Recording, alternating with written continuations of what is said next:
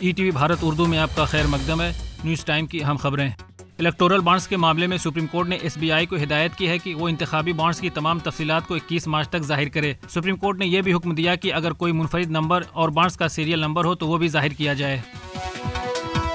Election commission نے لوک سبھا انتخابات سے قبل گجرات، اتر پردیش، بہار، جھارکھنڈ، ہماچل پردیش اور اتراکھنڈ کے ہوم سیکریٹریز کو ہٹانے کا حکم دیا ہے۔ الیکشن کمیشن کا کہنا ہے کہ یہ کارروائی آزادانہ، منصفانہ اور شفاف انتخابات کے پیش نظر کی گئی ہے۔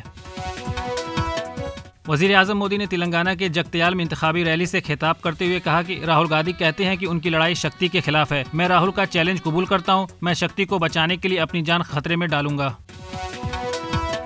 کانگریس صدر ملکارجن کھڑگے نے بی جے پی اور آر ایس ایس پر کہا کہ ان کا نظریہ سماج کے لیے خطرناک ہے اور ان کی منشا انتخابات میں بھاری اکثریت حاصل کر کے بابا صاحب امبیڈکر کے آئین کو تبدیل کرنا ہے۔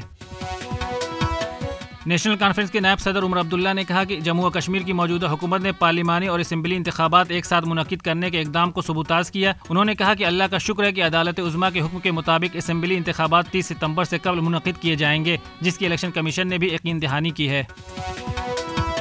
جموں و کشمیر کے مفتی اعظم مفتی ناصر الاسلام نے صدقہ فطر 70 روپے فی کس مقرر کیا ہے۔ تاہم انہوں نے کہا کہ مالی استطاعت کے لحاظ سے زیادہ صدقہ فطر ادا کرنے میں کوئی بھی حرج نہیں ہے۔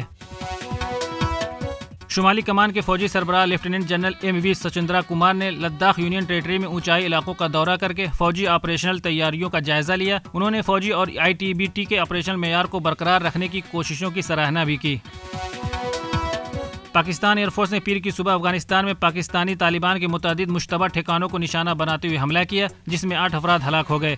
پاکستانی فوج اور حکومت کی جانب سے فوری طور پر اس پر کوئی تبصرہ نہیں کیا گیا۔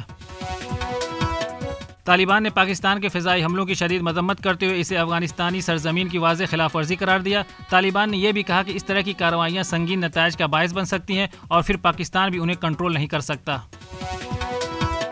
روسی صدر ولادیمیر پوتن نے ایک بار پھر صدارتی انتخابات میں کامیابی حاصل کر لی ہے۔ پوتن کو صدارتی انتخابات میں ریکارڈ 87.97% ووٹ ملے۔ ولادیمیر پوتن نے صدارتی انتخابات میں اپنی 5ویں کامیابی پر شہریوں کا شکریہ بھی ادا کیا۔ یونیسیف کا کہنا ہے کہ اسرائیل 7 اکتوبر سے غزہ میں 13,000 سے زائد بچوں کو ہلاک کر چکا ہے، جبکہ دیگر شدید غذائی قلت کا شکار ہیں۔ یونیسیف کے مطابق زندہ بچ جانے والے بچے اتنے کمزور ہو چکے ہیں کہ ان میں رونے کی توانائی بھی باقی نہیں رہ گئی ہے۔ خبروں کی تازہ اپڈیٹس کے لیے لاگ ان کریں www.etvbharat.com۔